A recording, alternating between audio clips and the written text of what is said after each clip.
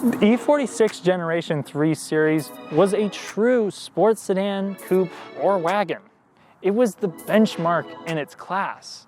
But after 20 years and some quality control problems, does it still make sense to buy today? Stick with me and find out.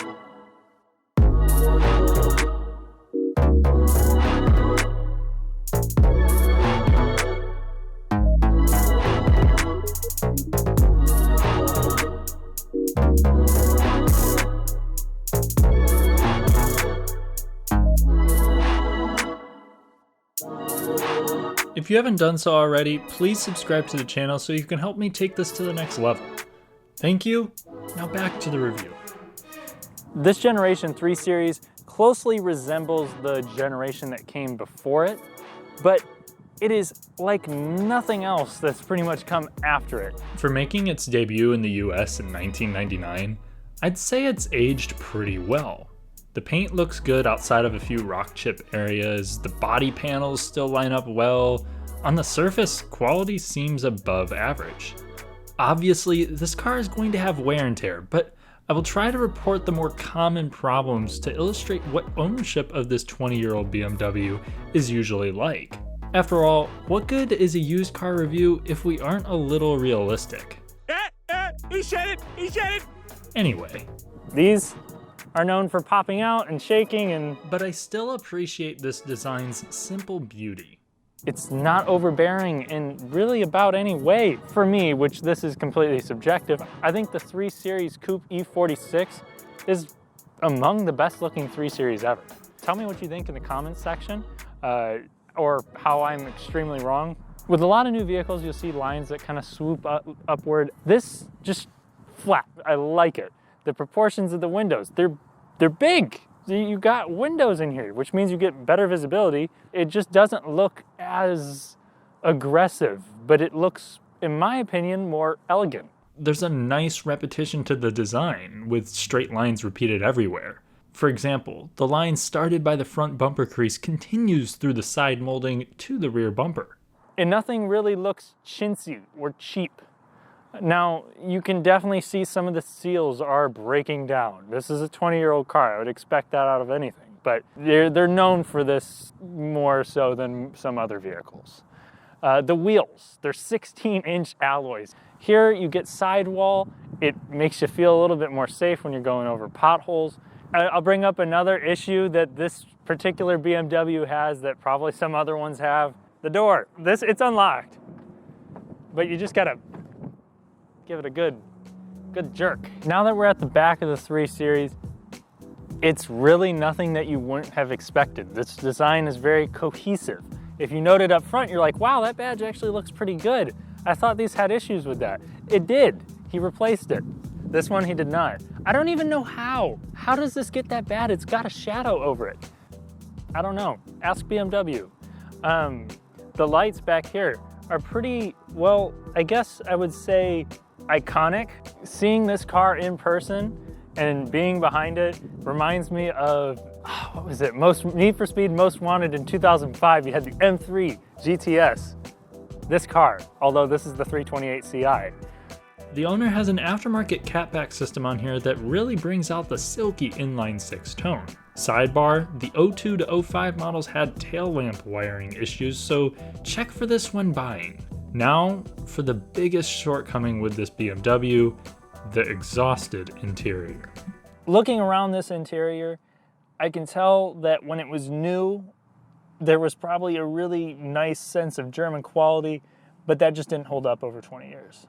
When I look at everything, it's pretty easy to use. This radio, it's the BMW Business CD edition, whatever. Usually like the LCDs stop working and stuff. This one, it works, easy to use. It's simple, it doesn't need much explaining. The gauge cluster is also very clear. You even get an MPG gauge because you really care about that in this car. Like you could get automatic or rain sensing windshield wipers. You also have electronic seats with lumbar and height adjustment, which is also good, and memory settings. Apparently the base audio system is lacking, but you could also get a Harman Kardon audio system like this one that more than gets the job done. Steering wheels differed from the coupe to the sedan, but this car has the sport package and gets this special steering wheel. Here are a few miscellaneous notes. The coupe only has 2 cup holders because you need to learn how to conserve with the BMW, and this is by far the best coin slot in a car that I have reviewed. Briefly, I'll talk about my comfort, which with these seats is actually pretty good, and I can find a nice position. I would have no issue taking this thing on a long journey. You can fit somebody in the back seats, even my size, in a pinch. This is bigger than, a Civic Coupe. I don't see anybody really having a problem with this thing as far as comfort goes. So where this interior starts to fall apart, literally, is with the build quality. So this visor is just completely shot, and it's the same with the passenger side. Like I said, the buttons usually get faded, the LCDs go out, where your elbows rest, it's all worn straight through. You can tell that the finish over the plastic, the paint is just gone on a lot of it. And I owned a 2001 Toyota Solara. Really similar year, actually had a little bit more mileage, and none of these things were there. This car has been well taken care of. That car was also well taken care of and had more mileage, but I can tell you that night and day, that one just held up better. I am always in and out of used cars at work, and things seem to wear out or break at an accelerated rate in BMW interiors. The screens, the pesky window regulators, and the aforementioned pieces and panels in the interior are common issues. This is all a shame for this car because the ergonomics, comfort, and layout are great. Back here we find a usable amount of cargo space, at least enough for my camera gear.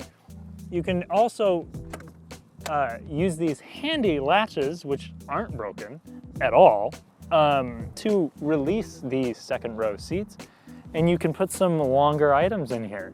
Yes, the 3 Series is a fine daily, the wagon variant being the most practical. You could also get it in all-wheel drive, which added to the versatility. The coupes of this generation were only rear wheel, but you could get a manual in all body styles. Good luck finding a manual wagon though in the US. Challenges aside, you might be wondering how the ultimate driving machine handles after a long life. And well, it's lively to say the least. So now I'm actually behind the wheel of an E46 3 Series with a 5-speed manual transmission. This transmission came from ZF, and you heard me right, 5 speeds. You got a 6-speed if you went with the M3, but that's a completely different video. Now, just like the M3, this has an inline 6. This one is not as high revving. It's actually a torquey motor with 206 pound-feet of torque and 193 horsepower. In 2000, you had the 323 and the 328. The 323 made 170 horsepower. In the 2001 model year, from 2001 to 2005, which is the end of this generation in the US, we had the option between the 325 and the 330. Can you guess what displacements those are? The 325 made a whopping 184 horsepower, and the 330 made a more than respectable 225. I've driven the 330, but in an automatic, and it sounds similar to this. They're both very smooth engines. And both seem as content at 6,000 RPM as they are at 2,000. When driving it regularly, and don't worry, I'll send it too, the BMW cruises along just fine. The seats are comfortable, the seat bolstering is not aggressive, and there's reasonable cushioning where my elbows rest. There is definitely some wind noise because 1, these seals are older, and 2, these are frameless windows, which honestly I think they're kind of cool, but they're more of a nuisance than anything else. That's something that you definitely get used to. The engine just kind of purrs along, even with this MagnaFlow exhaust system that the owner put on. So now we're on a little bit more rough road. The suspension is more forgiving than I was originally anticipating it to be. It's definitely more comfortable than the Subaru WRX that I drove for our last review. The suspension kind of stays poised through the bumps. Don't get me wrong, the ride is reminiscent of a sports car. I think BMW has struck a good balance between sport and comfort with regard to dampening, and I am sure that the thick sidewall is a factor here. So models with lower profile tires will handle in more of an austere manner if that is what you desire. I should also mention, there is minimal clatter or clunking coming through the suspension over this rough road. When it comes to actual driving dynamics, you can tell that somebody really thoughtfully designed this thing to be able to handle all sorts of elements and all sorts of roads. I'm not hearing a whole bunch of noise that I don't think I should be hearing, which is kind of surprising. We joke about how everything breaks with BMWs all the time, but you know, if you take good care of them, then they are far more likely to take care of you.